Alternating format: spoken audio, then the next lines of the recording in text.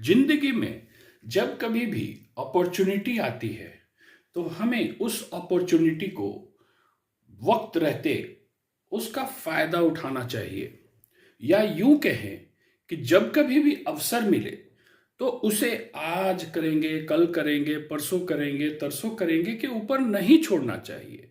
हमें सही वक्त पे अवसर का उपयोग करना चाहिए। चलिए एक छोटी सी कहानी के माध्यम से इसको समझते हैं।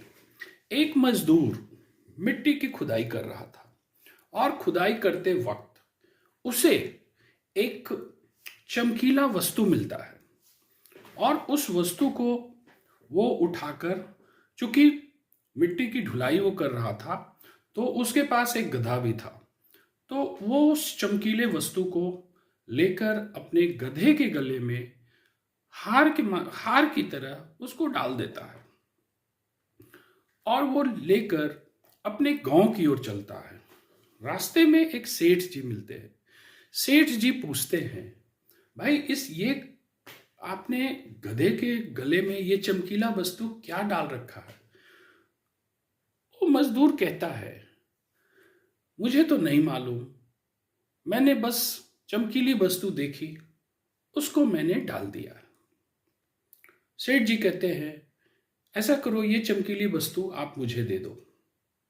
मजदूर कहता है, मैं दे दूंगा, और लेकिन उसके बदले में आप मुझे 1 किलो गुड़ दे दीजिए। क्योंकि सेठ जी के पास किराना की दुकान थी तो वो उसे 1 केजी गुड़ दे देते हैं और उस चमकीली वस्तु को अब सेठ जी क्या करते हैं, लेकर अपने किराने पर पहुंचते हैं और अपनी तराजू में उसको डाल देते हैं। उनकी दुकान पर एक जौहरी आता है। अब चूंकि जौहरी था तो वो तो देखते पहचान गया कि अरे ये तो हीरा है। तो उसने सेठ जी को कहा, आप इस चमकीली वस्तु को आप मुझे दे दीजिए। सेठ जी कहते हैं, आप ले जाओ, लेकिन इसके बदले में 100 रुपये लूंगा। सेठ जी मोल भाव करने लगते हैं, कहते हैं नहीं आप मेरे को 70 में दे दीजिए।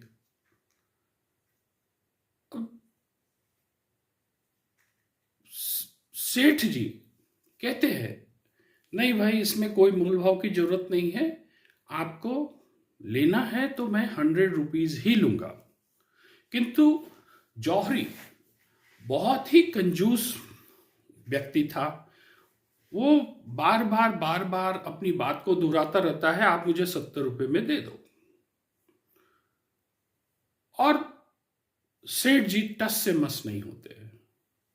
जौहरी यह सोचकर उस चमकीली वस्तु को छोड़ देता है, कहता है ठीक है फिर कल देखेंगे, कल शायद ये सेठ मुझे 70 रुपये में ही दे दे। उसी शाम को एक दूसरा जौहरी, वो किसी कारणवश उस गांव से गुजर रहा था और वो भी चलते फिरते वहां पहुंच जाता है और देखते ही उस किराना की दुकान पर सेठ जी जो अपनी तराजू में उस चमकीली वस्तु को लगाए हुए थे वो देखते ही पहचान जाता है और वो कहता है, आप मुझे इस चमकीली वस्तु को दे दीजिए। सेठ जी फिर से कहते हैं, अगर आपको लेना है तो मैं इसका प्राइस 100 रुपीज रखा हूं, 100 रुपये में आप ले जा सकते हैं।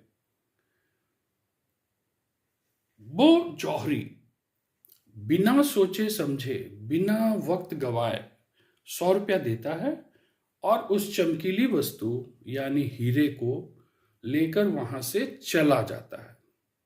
अब दूसरे दिन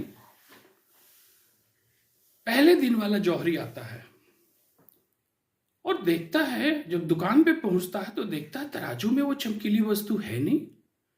तो वो सेठ को बोलता है, वो चमकीली वस्तु कहाँ गई? तो सेठ कहता है, वो चमकीली वस्तु को मैंने बेच दी, 100 रुपये में मैंने बेच दी, तुम तो कल लिए नहीं थे, मैंने उसे बेच दी। अब जो जौहरी है वो बहुत नाराज होता है, सेठ के ऊपर नाराज होता है, कहता है आपने उसे बेच दी? आपको मालूम भी है वो चमकीली वस्तु क्या थी? वो बहुमूल्य एक हीरा था, लाखों का हीरा था, और आपने उसे 100 रुपए में बेच दिया। अब सेठ को बहुत गुस्सा आता है। वो कहता है, भाई मैं तो नहीं जानता था कि चमकीली वस्तु हीरा है, लेकिन आप तो जौहरी थे, आप तो समझदार थे, आपने क्यों मेरे से जस्ट 30 रुपए के कारण झिक झिक कर रहे थे, और उस हीरे को आपने लेने से, वक्त रहते लेने से गवा दिया। आपसे बड़ा मूर्ख और समय का सही सदुपयोग नहीं करने वाला इंसान मैंने नहीं देखा। साथियों, हमें इस छोटी सी कहानी के माध्यम से ये शिक्षा मिलती है कि जब कभी भी अपॉर्चुनिटी आए, जब कभी भी अवसर आए, बिना वक्त गवाए हमें उसके ऊपर एक्ट प्रारंभ कर देना चाहिए।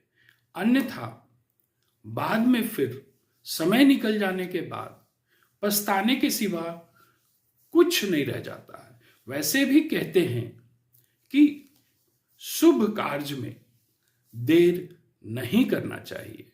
Thank you.